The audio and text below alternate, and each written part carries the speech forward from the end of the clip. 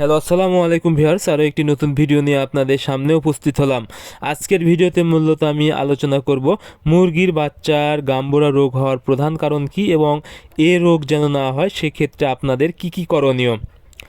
আপনারা যারা মুরগি পালন করে থাকেন, অনেক সময় দেখা যায় মুরগির বাচ্চার বিশেষ করে মাটির দিকে মুখ করে ঝিম মারে এবং চুনা পায়খানা করে মারা যায়।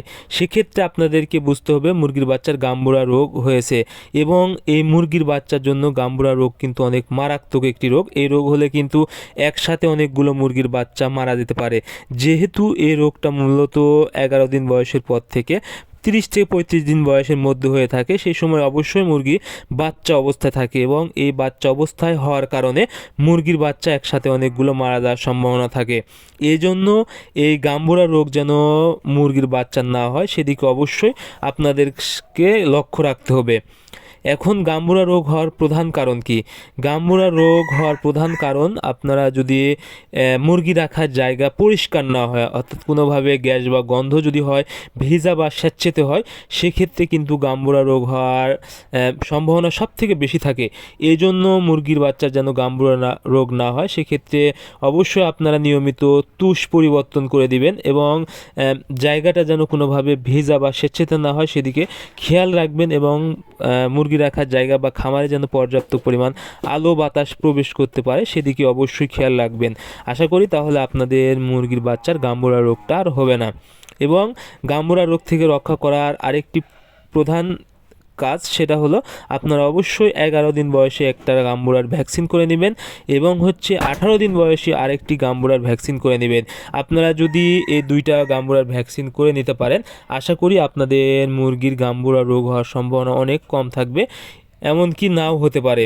এজন্য গাম্বুরা রোগ থেকে রক্ষা করতে মুরগির বাচ্চাকে অবশ্যই আপনারা এই ভ্যাকসিনটা করে নেবেন এবং সর্বোপরি জায়গাটা সুন্দরভাবে পরিষ্কার করে নেবেন। আর আপনারা যখন বুঝবেন গাম্বুরা রোগ হয়েছে, আমি যে লক্ষণগুলো বললাম, অর্থাৎ প্রধান লক্ষণ হলো গাম্বুরা রোগ হলেই কিন্তু মুরগি মাটির দিকে একদম মুখ ঠেকিয়ে দিয়ে ঝিম মারবে এবং চুনা পায়খানা করে মারা যাবে।